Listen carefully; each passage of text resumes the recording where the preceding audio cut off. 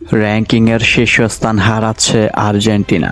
কাতার বিশ্বকাপে আকাঙ্ক্ষিত বিশ্বকাপ শিরোপা জেতে লিওনেল মেসির আর্জেন্টিনা। দীর্ঘ ৩৬ বছর পর বিশ্ব চ্যাম্পিয়ন হওয়ার পর গত বছর ফিফা র্যাঙ্কিংয়ের শীর্ষে উঠে আসে আলবিসেলেস্তারা। এরপর থেকে জায়গাটা ধরেই রেখেছে লিওনেল স্কালোনি, কিন্তু সম্প্রতি কিছুটা হলেও ছন্দ হারিয়েছে আর্জেন্টিনা।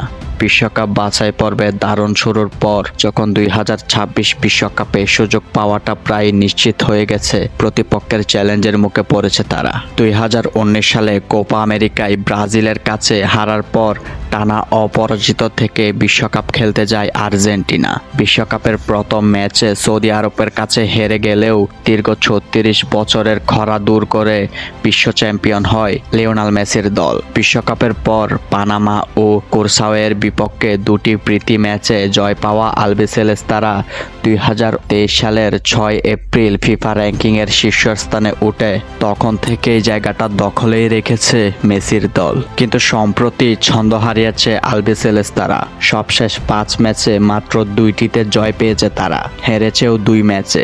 আর তাতেই সিংহাসন টলে উঠেছে আর্জেন্টিনার। আগামী ফিফা র্যাঙ্কিংয়ের শীর্ষস্থান হারাতে পারে লিওনেল স্কালোনির দল। আগামী বুধবার ২০ নভেম্বর ঘরের মাঠ লা বোম্বেনেরায় বিশ্বকাপ বাছাই পর্বের ম্যাচে পেরুর মুখোমুখি হবে আর্জেন্টিনা। এই ম্যাচে আর্জেন্টিনা যদি পেরুকে হারাতে ব্যর্থ হয় তাহলে শীর্ষস্থান হারাতে পারে তারা।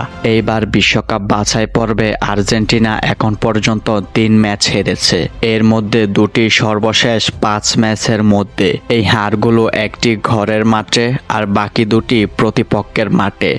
সবশেষ গত শুক্রবার ১৫ নভেম্বর অসুনসিওলে প্যারাগুয়ের কাছে ২-১ গোলে হেরে গেছিল লিওনেল মেসির শিষ্যরা। বাছাই পর্বে এককভাবে শীর্ষস্থান ও ফিফা র্যাঙ্কিংয়ে ফ্রান্স ও স্পেনের উপরে জায়গা ধরে রেখেছে এই মুহূর্তে আর্জেন্টিনা। কোপা আমেরিকা জয়ের পর মাত্র একটি ম্যাচে জয় পেয়েছে আর্জেন্টিনা, বলিভিয়ার বিপক্ষে ৬-০ গোলের সেই জয়টি।